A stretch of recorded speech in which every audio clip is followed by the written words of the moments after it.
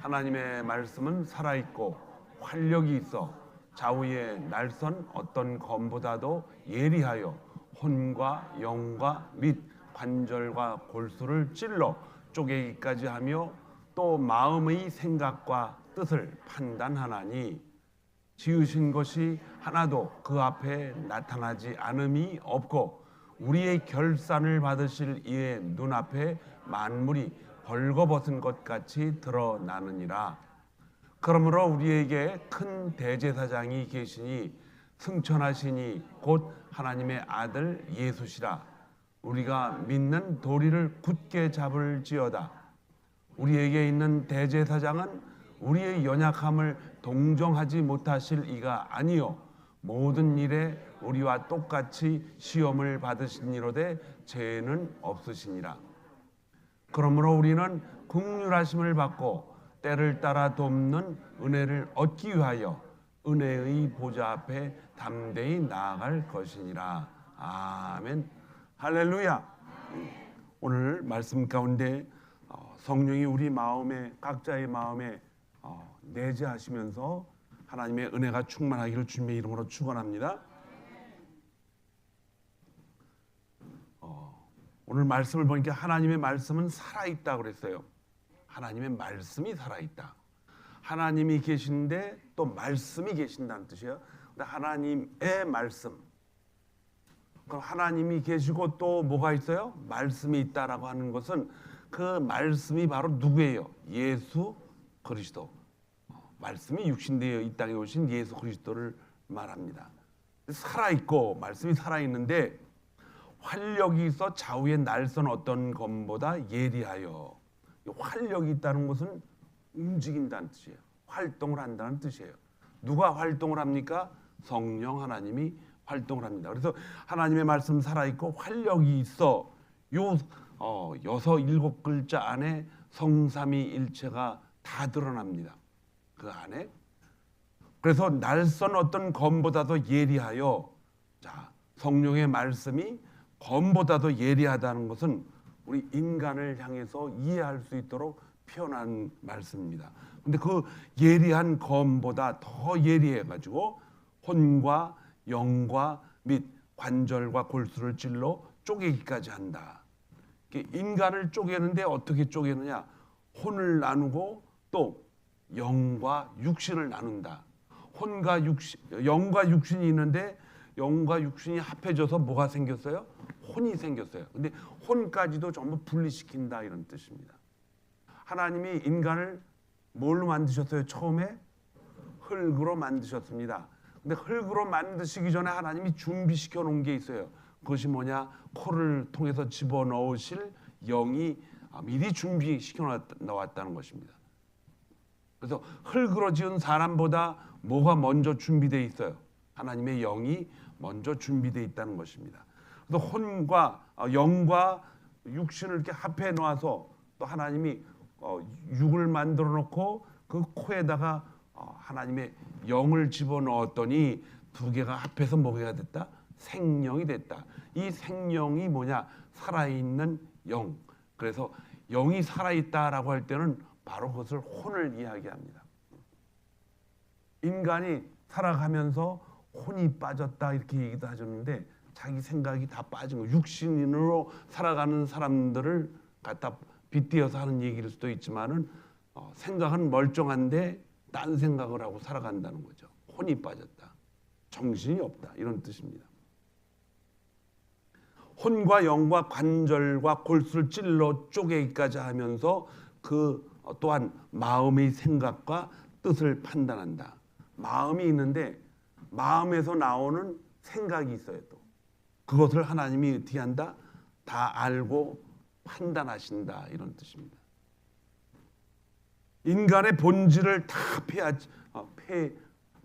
다 그 안에서 찾아내가지고 다 늘어놓으시면서 그 마음에서 나오는 생각까지 다 알고 계실 정도면은 하나님이 우리를 모르는 것이 하나도 없다. 다 알고 계신다. 이런 뜻입니다. 여러분과 저는 상대방의 생각과 마음을 다 모르죠. 그러나 하나님은 다 아신다는 것입니다. 다 쪼개고 다 흐트러면서 그 안에 무엇이 어디서 나오는지까지도 다 안다, 이런 뜻입니다. 12절에 보니까는 지으신 것이 하나도 그 앞에 나타나지 않음이 없고 우리의 결산을 받으실 리가 이에 눈앞에 만물이 벌거벗은 것 같이 드러나느니라. 근데 우리가 결산을 다룰 때가 있다는 것이다. 반드시 하나님이 결산을 다루십니다. 결산을 피해갈 수가 없어요. 하나님이 다 결산을 받아요.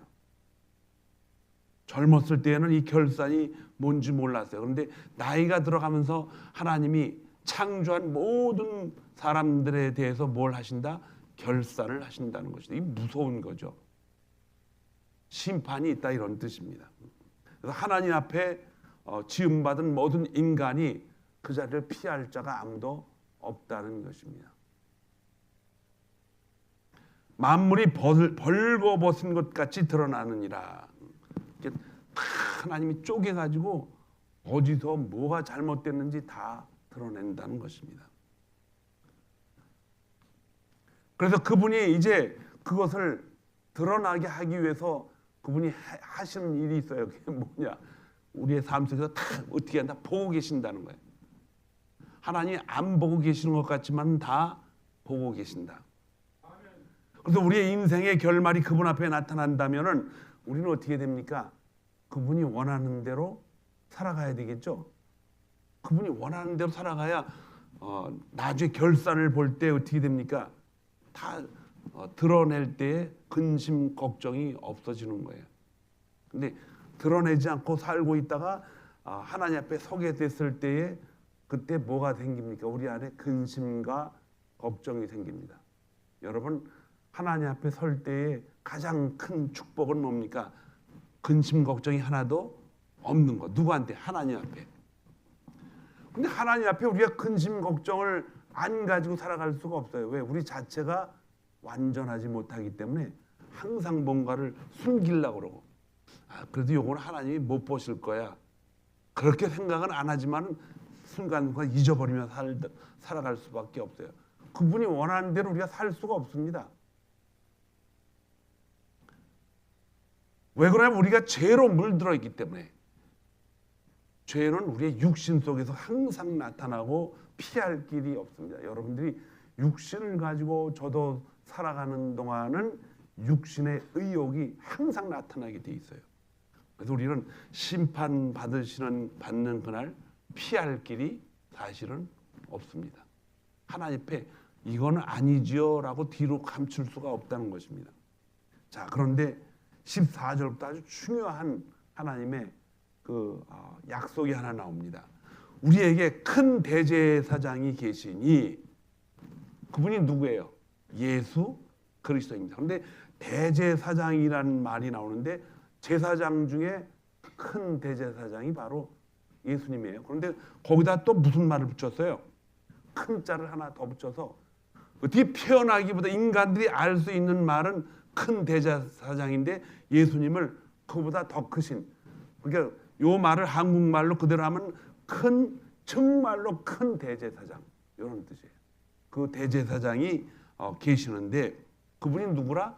승천하신 이 곧 하나님의 아들 예수시라고 찍어서 이렇게 얘기합니다. 예수 그리스도. 그분이 계시는데 우리가 믿는 도리를 굳게 잡을 것이다. 우리가 뭘 믿는데 누굴 믿느냐? 도리. 그분의 도리가 누구예요? 예수 그리스도. 그분을 어떻게 해라? 잡으라 이거예요. 근데 예수를 어떻게 잡습니까? 주님이 우리를 잡게 하셔야 잡을 수 있어요. 근데 잡을 때 그냥 잡는 것이 아니라 어떻게 잡으라? 굳게 잡으라는 거예요. 적당히 잡으면 어떻게 돼요? 잡을 수가 없어요. 왜? 우리가 죽는 날까지 우리는 육신을 가지고 살아가야 되기 때문에 그 육신이 못 잡게 할 수도 있다라는 것입니다. 그런데 어떻게 잡아야 된다? 굳게 잡아야 된다는 거예요. 예수님을 어떻게 잡아야 돼요? 굳게 잡아야 돼요. 적당히 잡으면 놓치기가 쉽다는 것입니다. 왜 놓치기가 쉬워요? 우리의 육신이 못 잡게 자꾸 만드는 거예요. 우리에게 있는 대제사장은 우리의 연약함을 동정하지 못하실 리가 아니요. 이 정말로 큰 이 대제사장은 우리가 연약하다는 것을 같이 느끼지 못하는 분이 아니라는 거예요. 다 똑같이 다 느낀다는 것입니다. 그분은 우리와 함께 똑같이 시험을 똑같이 받습니다. 시험이 우리에게 오듯이 예수님도 그 시험을 받는다는 거예요. 근데 예수님은 시험을 다 넘기셔요. 왜? 예수님은 죄가 없으시기 때문에. 근데 우리의 육신은 예수 믿는 사람들을 향해서 말씀하시는 것입니다. 예수 믿는 사람들은 육신이 아직도 있어요. 그래서 육신을 통해서 시험이 올 때 그 시험을 이길 방법이 없다는 거예요. 왜냐하면 기가 막히게 육신을 사탄이 사용하기 때문에 있습니다. 그렇습니다. 그런데 여기에 길이 있어요. 그걸 피할 길이 있는데 그 길이 뭐냐? 우리 사정을 다 아시는 하나님의 아들 독생자 예수 그리스도가 우리 옆에 있는데 그분한테 어떻게 하라 그랬어요? 때를 따라 돕는 은혜가 있는데 그 때를 따라 돕는 은혜를 받기 위해서 예수님 앞에 가는 것이 아니라 어디 가라 그랬어요?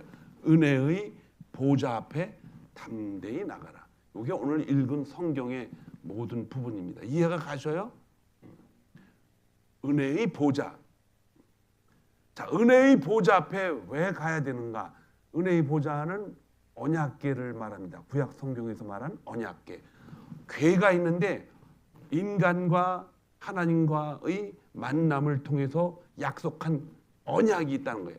그 언약을 써놓은 말씀이 그 언약궤 안에 들어있다는 거예요. 그 언약궤 안에 들어가라 이거예요. 그 앞에 나오라는 거예요. 근데 옛날에는 그 언약궤 앞에 누구만 나갔어요? 대제사장 한 분만 나갔어요. 모든 사람이 죄를 다 짊어지고 그 대제사장이 거기에 갑니다. 1년에 한 번.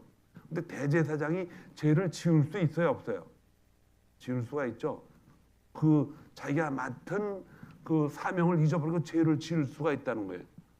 대제사장도 3, 4일 굶어 보세요. 그럼 옆집에 가서 훔쳐먹고 그럴 수밖에 없지.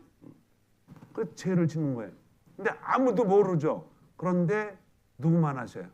하나님이 하죠. 근데 1년에 한 번 하나님 앞에 모든 이 하나님의 백성들의 죄를 가지고 용서함 받으려고 갔더니 자기 죄가 이게 가지고 들어갈 수가 없어요.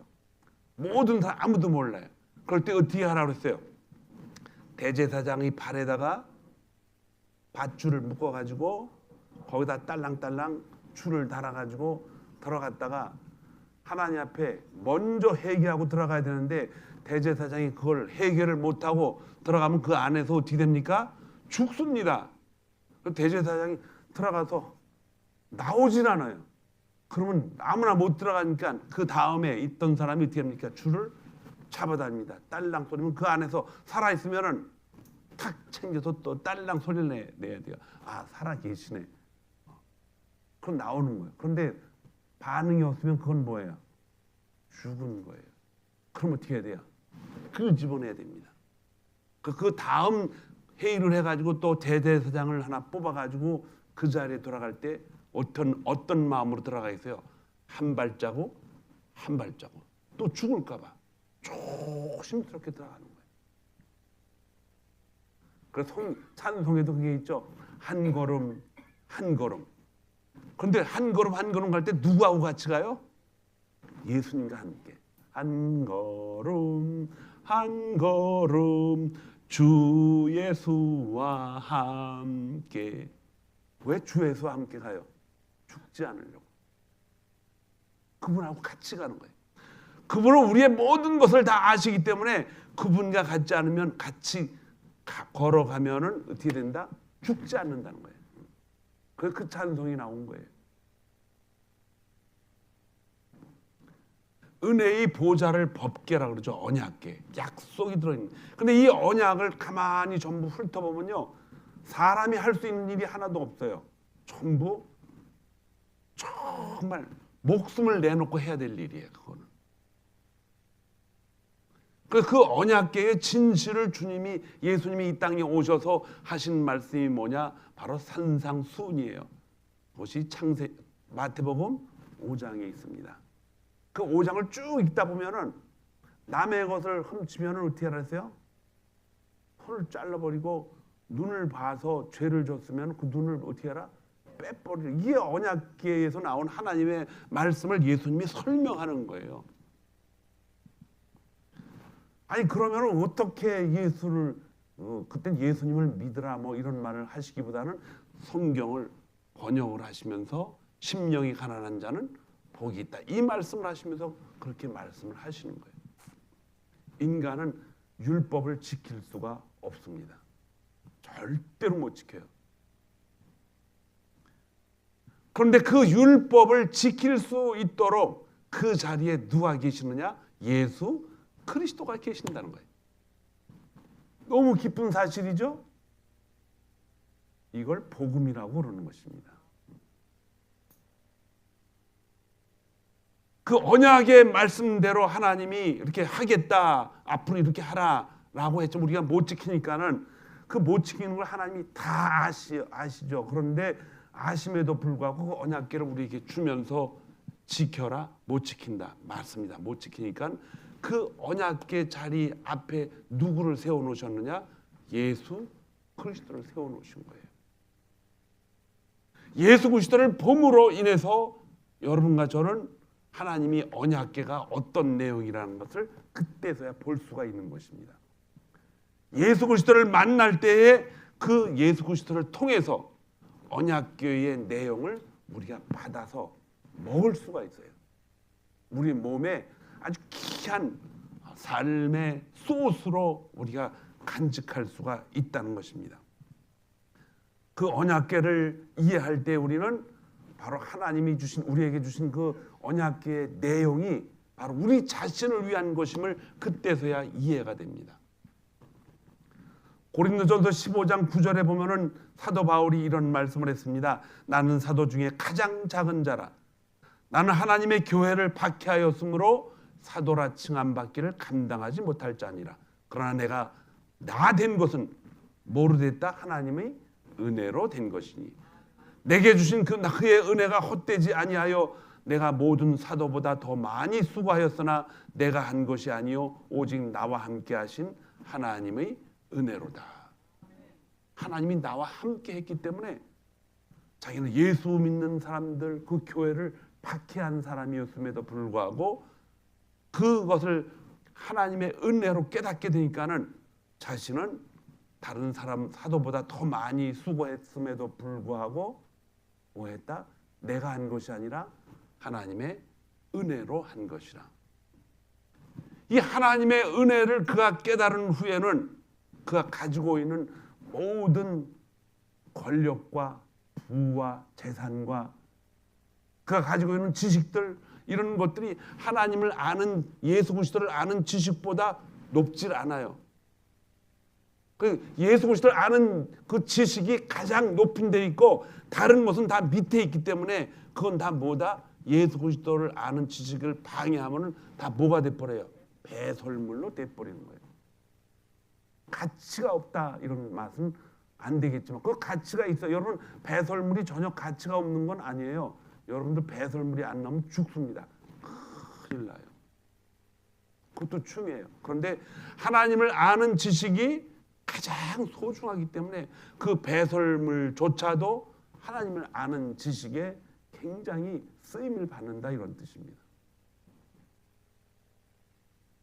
사도 바울은 사회적으로는 육신적으로 굉장한 행복을 느끼게 살아가는 율법사입니다. 변호사예요. 그리고 법을 만들어가고 찾아가는 사람입니다.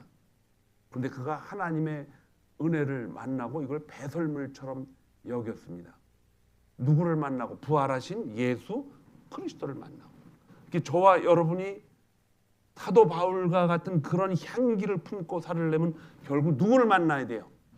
예수 그리스도를 만나야 됩니다. 예수 그리스도를 만나지 않으면 그분을 우리가 하나님이라고 부를 수가 없어요.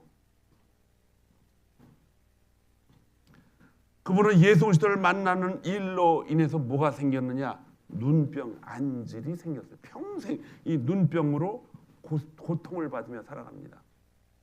3번씩 기도를 했어요. 이 눈병을 좀 고쳐달라고. 그랬더니 하나님이 그 은혜가 내게 족하다라는 응답을 받고 기도를 하지 않습니다. 왜냐? 자기가 그것을 통해서 약하다는 걸 알 때, 그 약할 때 누굴 찾게 돼요? 예수님을 찾게 된다는 거예요. 눈이 아프고 고통스러울 때 자기는, 그 사도 바울은 하나님을 원망하는 것이 아니라 오히려 자기의 연약함을 통해서 하나님이 누구와 함께하고 있다? 자기 자신과 함께하고 있다라는 놀라운 증거를 가지고 승리합니다. 그래서 하나님의 은혜는 제일 첫째로 뭘 통해서 오느냐? 우리의 시각을 통해서 옵니다. 우리가 볼 수 없는 시각이 있어요. 고통 가운데 또는 우리가 가지고 있는 인생의 어떤 경험이나 이런 것들을 통해서 다 막아놓기 때문에 그 시각을 높여놓을 방법이 없습니다. 그러나 하나님의 은혜가 우리 앞에 오면은 우리는 하늘 높이 날아가서 우리가 볼 수 없는 것까지 다 볼 수 있게 해준다는 것입니다. 지난주 제가 말씀드렸죠. 남자가 여자하고 결혼을 하면은 결혼하기 전 뭐만 쳐다본다 그래요? 눈만 쳐다본다. 딱 결혼을 하면 뭐라 그래요? 나는 하늘이고 당신은 땅이야. 하늘 있는 걸 좋아하나 봐요. 시각을 높이려고 그러죠. 근데 사실은 땅에 있는 게 좋아요? 하늘에 있는 게 좋아요? 땅에 있는 게 편합니다. 하늘에 있으면요 떨어져서 죽어. 그 남자들이 멍청해가지고 나는 하늘이야.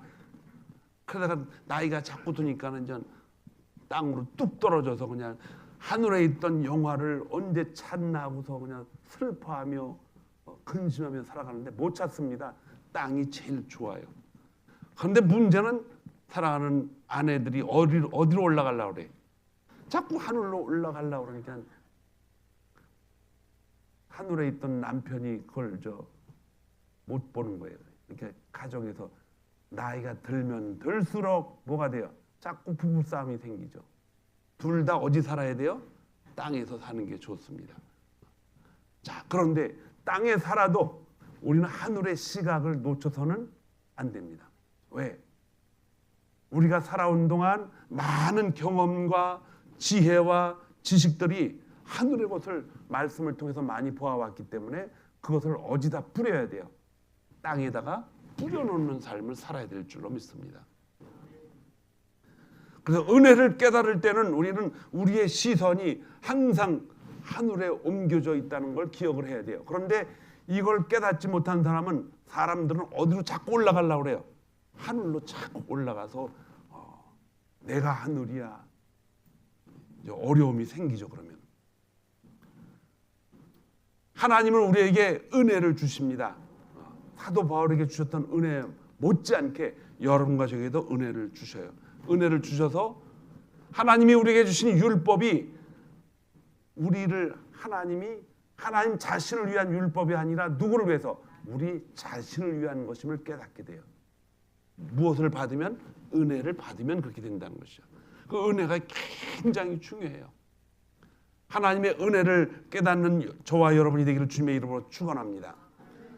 로마서 6장 14절에 보니까 너희가 율법 아래 있지 아니하고 은혜 아래 있다고 이렇게 얘기를 합니다. 죄가 저희를 주장하게 못하리니 이는 너희가 법 아래 있지 아니하고 은혜 아래에 있음이라. 우리가 은혜 아래에 있다는 것입니다. 우리는 은혜를 받으면 어떻게 됩니까? 의욕이 자꾸 하나님을 향한 은혜로 자꾸 넘어가게 돼요. 근데 은혜를 깨닫지 못하면은 어떻게 됩니까? 의욕이 성령이 주시는 의욕이 아니라 육신의 의욕이 자꾸 나오게 돼요. 육신의 의욕. 하루 종일 여러분 방 안에 가두어 보세요. 어떤 현상이 생기는 줄 아세요? 창문을 부시고 바깥으로 나가요. 나가서 그냥 돌아다니면 힘들어요. 걸어다니고 활동하고 그 감옥이 무서운 거죠. 그래서 혹시 부모님들이 계시면은 여러분들 부모님들 만나면은 뭐가 좋은 것 같아요? 방 안에만 계셨으면 항상 모시고 밖에 나가서 걷기도 하고 혼자 걸으면 안 되죠. 차도 태워서 한 바퀴 돌고 이게 큰 행복입니다. 부모님한테 뭐 돈을 갖다 주고 뭐 주물러 주고 그럼 부모님이 생각을 해요. 너는 뭐 새끼 또 뭘 또 받아가려고 내 어깨 주물러? 의심이 많아요. 그게 여러분과 저는 그런 것보다는 잠깐 나가세요. 맛있는 거 사드릴게요. 밖에 이렇게 보여드리는 게 부모한테 굉장히 좋은 거예요. 은혜는 우리에게 자유를 줍니다. 자유. 은혜 아래에 있으면 우리가 자유함을 얻어요. 이미 말씀드렸지만은 하나님이 우리에게 믿음을 주셔서 그 믿음을 가지고 우리를 사망에서 생명으로 옮겨 주셨다는 이 놀라운 증거를 바로 은혜를 통해서 깨닫게 되는 것입니다. 육신을 따르는 자는 무슨 생각을 해요? 육신의 생각을 자꾸 하게 되는 거예요. 영을 따르는 자는 무슨 일을 생각해요? 영의 일을 생각을 한다 그랬어요. 또 우리가 행동을 할 때 그리스도인들은 달라야 돼. 세상 사람들하고 똑같이 하면 안 돼요, 여러분. 그 영의 일은 무엇인가? 육신의 일은 너무 잘 알잖아요. 표현 안 해도 여러분과 저는 육신의 일은 너무너무 잘 따르고 있기 때문에. 근데 영의 일은 잘 모르잖아요. 영의 일은 성령이 원하시는 일을 영의 일이라고 합니다. 성령이 원하시는 일은 뭡니까? 우리를 사망에서 생명으로 옮겨주신 하나님 앞에 모든 범사에 뭐한다? 감사한다는 거예요. 감사한다. 그러니까 불평을 하지 말아야겠죠. 그래도 나는 불평하는 일이 전혀 없습니다라고 하시는 분 조용히 살짝 손 들어보세요. 나는 정말 불평 안 하고 살아요. 손을 아무도 안 드는 거예요. 들킬까 봐. 근데 하나님은 아시잖아요. 하나님 앞에 모든 걸 뭐하고 사는 것이 감사하고 사는 것이 성령의 일입니다. 그게 성령의 일이에요. 무엇을 해야 하나님이 기뻐하시는가 이걸 찾아가는 게 성령의 일입니다. 사업장에 들어가면은 여러분 일하시는 분들 얼마나 힘들어요. 그럼에도 불구하고 기쁨으로 할 수 있는 일은 뭐예요? 내가 좀 하나님이 나에게 주신 이 귀한 옷을 나눠준다. 돈은 물론 받아야 되죠. 하나님이 나에게 주신 이 음식을 사람들에게 주는 것이다. 모든 주인이 하나님이라는 것을 생각을 하면은 어떻게 돼요? 기뻐하고 감사할 수가 있는 것입니다. 여러분 자신이나 자녀들이 어려움을 당했을 때 금제를 놓고 기도하면서 해결이 되면 어떻게 됩니까? 하나님 앞에 무릎을 꿇게 됩니다. 하나님 감사합니다. 그런데 여러분 죽음에서 생명으로 옮겨졌다는 사실을 아는 거에 대해서는 하나님 앞에 그렇게 감사를 안 하지요. 하나님 저를 사망에서 생명으로 옮겨주신 것 너무너무 감사해요. 이렇게 기도하는 사람이 있어요? 물론 하는 분이 기도할 때마다 그렇게 하시겠죠. 그런데 이게 많이 하니까는 외워져 가지고 하나님 저를 사망에서 생명으로 옮겨주신 것을 하나님께 감사합니다 하고 이렇게 넘어가는데 정말 이거는 그냥 형식적인 것이 될 수도 있지만 우리의 삶 속에서 죽음에서 생명으로 옮겨졌다라는 이 사실은 그냥 그렇게 넘어갈 사항이 아니라는 것입니다. 왜냐? 사도 바울도 그렇게 하고 넘어갈 수 있었어요. 그러나 그는 그렇게 하지 않았어요. 왜? 사망이 무엇이며 생명이 무엇인가를 너무 잘 알았기 때문에 그런 거예요. 인간의 생명이 무엇인지 알지 못했던 우리들에게 그냥 분석을 따라 그냥 살아가는 것이기 때문에 사망과 생명에 대한 그 시각도 그냥 그러려니 하고 살아왔지만은 가만히 들여다보니까는 이게 그게 아니라는 거예요. 고린도전서 15장 12절부터 19절 보면 이 말씀이 있습니다. 그리스도께서 죽은 자 가운데서 다시 살아나셨다 전파되었거늘 너희 중에 어떤 이들이 어찌하여 죽은 자 가운데서 부활이 없다 하느냐. 부활이 없다 하는 사람도 있어요. 그러면 그리스도도 다시 살지 못하셨느니라. 그리스도께서 만일 다시 살지 못하였다면 우리 중에 전파하는 것도 헛되고 믿음도 헛되고 우리가 하나님의 거짓 증인으로 발견된다. 그리고 그리스도가 다시 사신 것이 없었으면은 우리의 믿음도 헛되고 너희가 여전히 무엇 가운데 산다? 죄 가운데 사는 것이다. 그러면 그렇게 알고 있으면 그리스도 안에서 우리가 바라던 것이 다만 인생 속에서만 살아간다면 여러분과 저는 세상에서 더욱 불쌍한 자라. 정말 불쌍한 자다.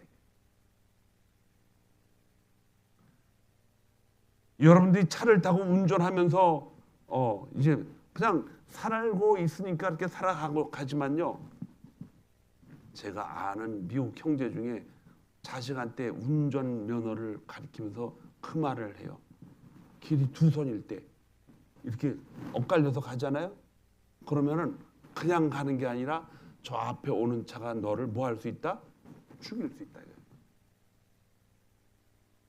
차만 그러는 것이 아니라 우리는 이 죽음이 우리 주위에 가득 찬 채로 지금 살아가고 있다는 것을 알고 있어야 돼요.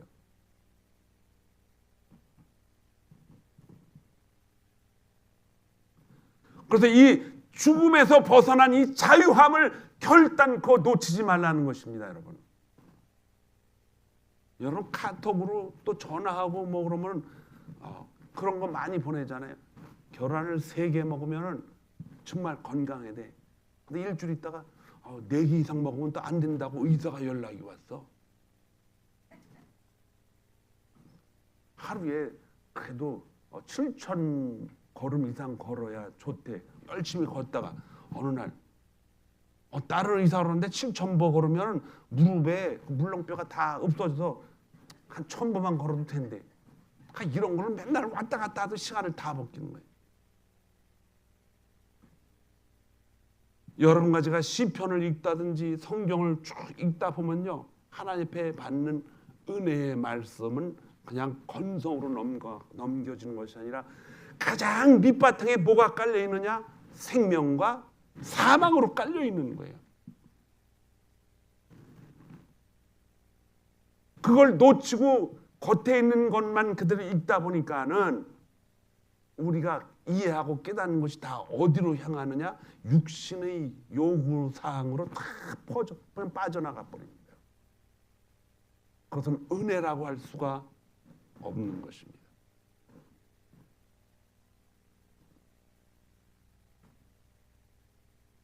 시편을 읽다 보면요, 예를 들어 여러분들이 23편을 보면 아주 잘 표현이 되어 있어요. 23편에 뭐라고 되어 있습니까? 여호와는 나의 목자시니 내가 부족함이 없으리다. 다윗은 평생을 목동 생활을 했어요. 그런 자신이 조금이라도 한눈을 피면은 양이 사나운 일이나 늑대들한테 그냥 피투성이가 돼서 끌려가요. 늘 그걸 목격하기 때문에 쉴 틈이 없습니다. 항상 양 주위를 돌면서 지키지 않으면은 그런 비참한 일이 벌어진다는 것이에요. 자기가 목동이었었는데 자기가 양들을 얼마나 소중하게 보았는지, 그는 이 풀맷돌을 던져서 정확하게 만드는 것도 그냥 된 게 아니에요. 얼마나 연습을 많이 했겠어요, 그걸.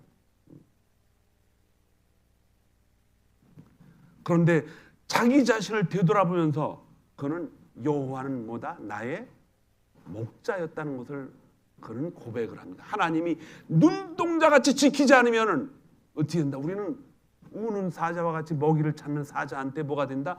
밥이 돼서 이끌고 끌려가는 거예요. 지난주 말씀을 통해서 여러분과 저는 사자에게 밥이 되지 않기 위해서는 마귀에게 뭘 주지 말아라? 틈을 주지 말라 그랬어요.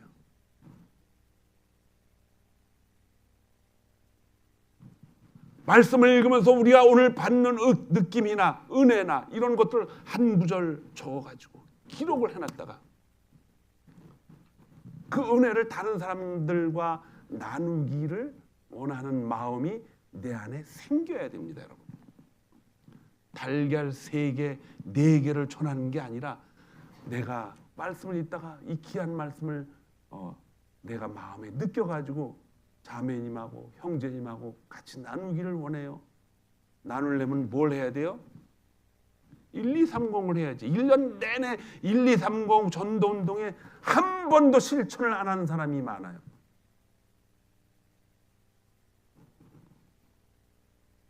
한다는 게 뭐예요? 아까도 말씀드렸지만 3개 먹는 게 좋아. 아니야, 5개 먹는 게 좋아. 그거 100날 해봐야 소용없어요. 그거.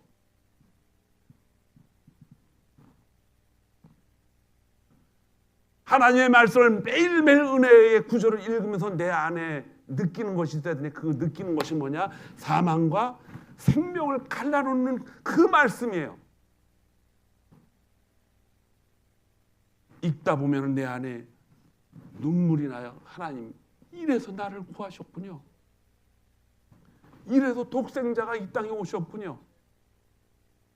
지긋지긋하게 변하지 않는 나의 육신을 깨버리기 위해서 40년 동안 이스라엘 백성들을 광야로 끌고 가면서 아무것도 못하게 하고 하나님이 다 공급하시고, 구름 기둥이 일어나면 그 기둥 따라서 가고, 불 기둥이 있으면 그것을 중심으로 모이게 했고, 40년 동안 이렇게 했는데도 그 안에서 많은 사람이 다 죽어버리고 여호수아와 칼렙만 들어갑니다.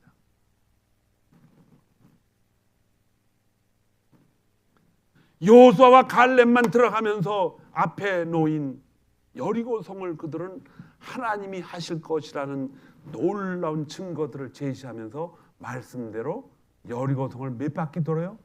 7바퀴 돌고 승리합니다.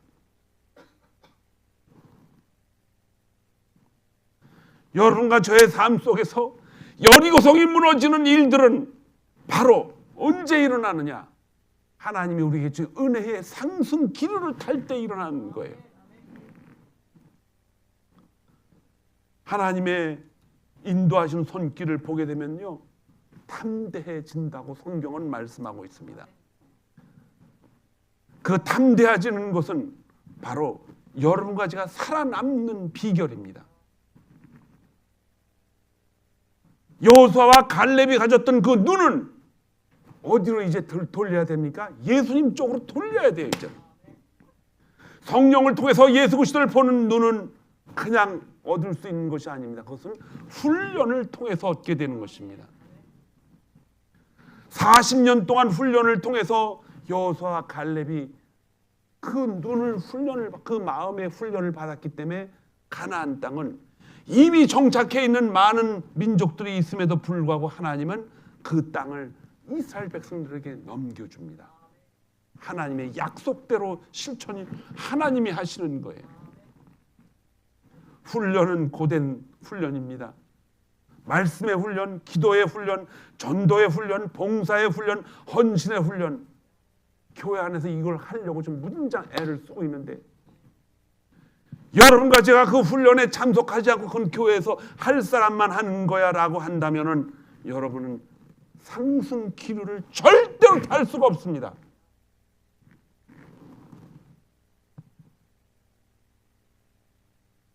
하나님이 은혜를 따라 돕는 그 은혜의 언약궤 앞에 담대하게 나가라고 그랬습니다.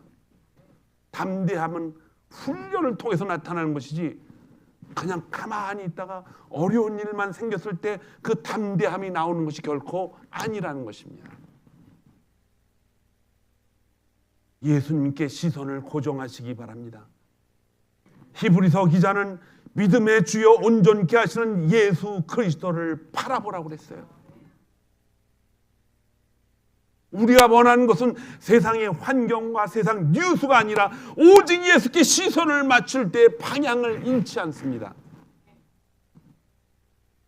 2주 전에 말씀드렸지만 독수리가 먹고 살기 위해서는, 먹지 않으면 죽습니다.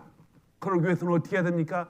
코를 항상 둥지 밖으로 내놓고 날개를 펴고 언제 따뜻한 바람이 위로 올라가는가, 그때 그 시기를 놓치면 가족들도 다 굶어 죽기 때문에 조금이라도 그런 시세가 있으면 어떻게 됩니까?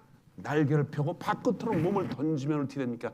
바깥으로 위로 올라가서 먹이를 볼 수가 있다는 것입니다. 예수님은 우리에게 이 십자가의 고난을 개의치 아니하고 십자가를 매셨어요. 육신의 고통이 엄청날 것입니다. 그러나 그는 그 수치를 개의치 않으셨어요. 왜? 죽음 후에는 뭐가 나오기 때문에? 부활이 있기 때문에. 그걸 우리에게 알려주셔야 되기 때문에. 그 앞에는 기쁨이 있고 우리를 구원하실 수 있는 놀라운 계획이 있었고, 그 계획이 실천되면 하나님은 이 땅에서의 사역이 다 끝나기 때문에 그렇게 하신 것입니다. 여러분과 저도 그 목적지 천국을 향해서 보게 되면은 그 고난은 잠시뿐이라는 것입니다. 훈련을 두려워하지 마세요, 여러분. 훈련 뒤에는 담대함이 만들어집니다. 영적 상승 기류를 타라는 말씀입니다. 영적 상승 기류를 타기 위해서는요, 독수리가 어렸을 땐 이걸 잘 못한대요. 그럴 땐 독수리 부모가 기류를 딱 막고 있다가 탈만한 나이가 되면요, 그때 안 탈라고 그럴 때 독수리 새끼를 어떻게 하는가? 밑으로 떨어뜨려 버려요. 막 떨어뜨리다가 날개를 피면은 자동스럽게 위로 올라가고, 날개를 못 피면 어떻게 됩니까? 밑으로 떨어져서 다른 동물의 밥이 되는 거예요.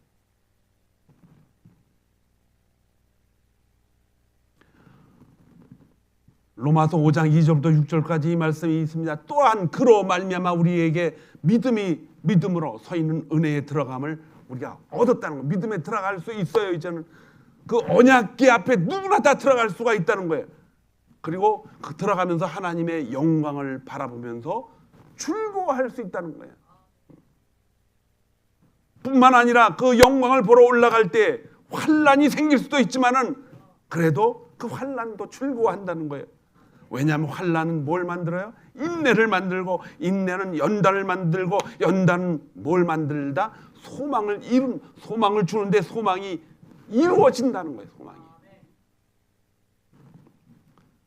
소망이 이루어지기 때문에 그 소망이 우리를 부끄럽게 하지 않는다는 것은 우리 안에 계신 성령으로 말미암습니다. 성령이 우리 안에 들어오셔서 뭐 합니까? 천국을 절대로 놓치지 않도록 그 소망을 우리에게 주신다는 것입니다. 그래서 우리는 예수 믿는 것이 이 세상에서 부끄럽지가 않고 어떻다? 자랑스럽고, 어쩌면 우리가 이 예수 그리스도를 믿음으로 인해서 부끄럽지 않다는 이유가 있다면 우리의 마지막 목표는 어디이기 때문에? 천국이기 때문에 그렇다는 것입니다. 그러나 천국을 정확하게 꽉 잡지 않으면요, 어떻게 됩니까? 자꾸 그것에 대해서 무뎌져요. 뭐 하는 사람만 하는 거지.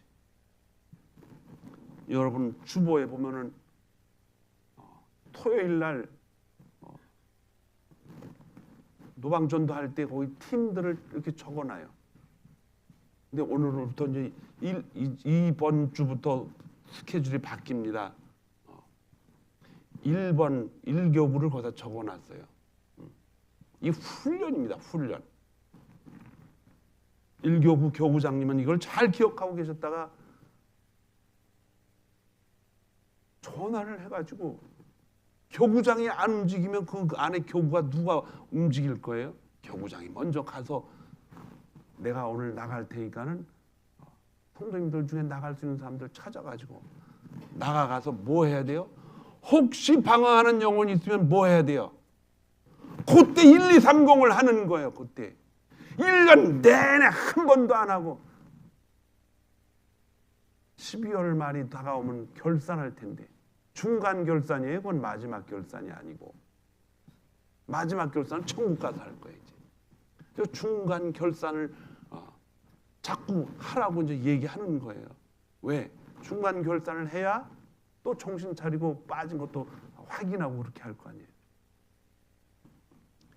훈련은 쉬운 건 아닙니다. 그러나 자꾸 훈련이 반복되면 뭐가 됩니까? 담대함이 생겨요. 담대함. 저희 집은 가난해서 스케이트를 저는 한 번도 못 타봤어요. 썰매는 기가 막히게 잘 탑니다. 제가 한쪽 다리 썰매를 만들어서 그 문만 열면 그냥 뒤에가 다 겨울이면 그냥 논바닥이라 얼마나 얼마나 얼음이 쨍쨍합니까? 한 번 아침에 타고 가면 3시간, 4시간씩 그 한쪽 발만 있는 썰매를 타고 돌아다니는 거예요. 몇 학년 때?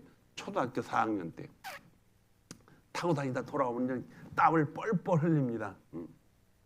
근데 어느 날 도시에 사는 친척들이 와서 스케이트를 가지고 타더라고요. 그래서 제가 가만히 봐도 저런 것도 있네.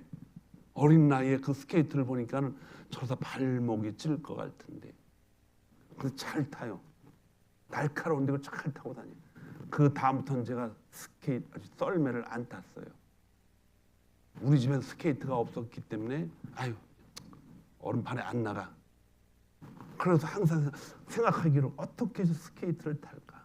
그러다가 제 친구 중에 스케이트 타는 애가 있어. 한번 타보자 그랬는데 타니까 이 발목이 얼마나 아픈지 그 다음부터 안 타기 시작하는 거예요. 근데 가만히 보니까는 몇 번 타다 보니까는 어떻게 돼요? 제 얘기가 아니고 타는 친구들 얘기 보니까 몇 번 타면 어떻게 돼요? 이게 딱 고정이 된다고 얘기하더라고요. 처음에는 어때요? 힘들어요. 훈련은 힘들지만은 하다 보면 뭐가 생겨요? 담대함이 생기는 거예요. 영성 훈련도 똑같습니다, 여러분. 처음엔 힘든 것 같아요. 말귀도 이해가 안 되고 저게 도대체 무슨 말인가? 저희 아내가 목사님 설교가 너무 어려워요. 성도들이 몇 사람이나 그걸 알아듣겠어요. 힘들죠. 그런데 자꾸 듣다 보면 어떻게 돼요? 이해가 저절로 될 때가 반드시 올 줄 저는 믿어요. 어떤 목사님이 저에게 와서 설교를 듣더니 아니 목사님 그렇게 어려운 설교 저도 이해가 안 돼. 성도들이 이해가 돼요? 목사님은 이해 안 돼도 우리 성도들 다 이해한다고. 제가 그냥 받아쳤어요. 왜 이해가 됩니까? 부활하신 예수님 때문에 그런 거예요. 부활하신 예수님. 우리에게 영이 있다는 것을 알려주신 그 증거 때문에 예수님 때문에 우리는 깨닫는 거예요.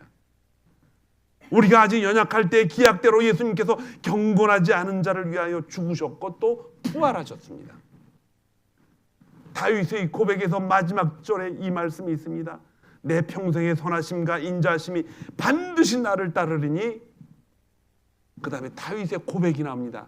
내가 여호와의 집에 영원히 살겠다고 고백을 합니다. 이 고백이 어떻게 나옵니까?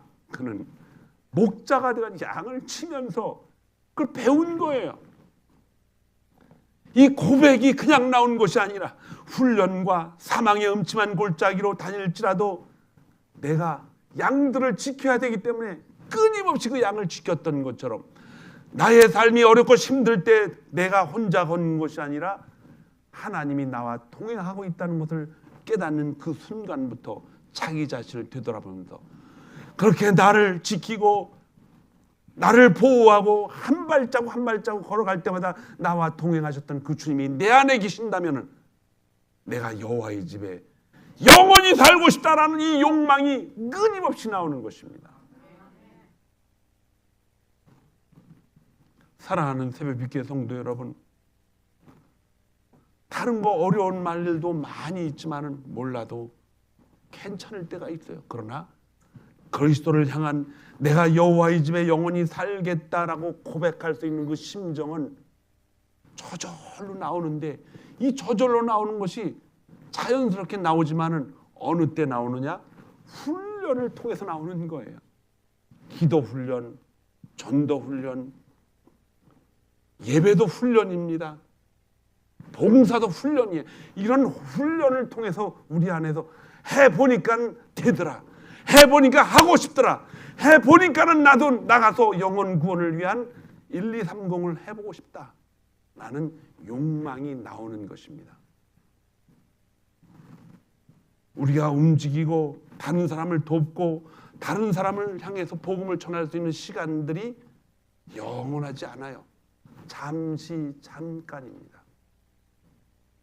한 번 지나간 시간들은 어떻게 돼요? 다시는 돌아오지 않습니다. 그래서 우리에게 주어진 현재라는 시간이 얼마나 중요합니까? 불평하고 원망하고 짜증내기보다는 차라리 그 시간에 뭐 하는 게 좋아요? 기도하는 게 좋습니다. 기도하고 나면 어떻게 됩니까? 힘이 생겨요. 하나님이 나와 함께 동행하시고 있고 나에게 지금 훈련받을 시간을 주셨다.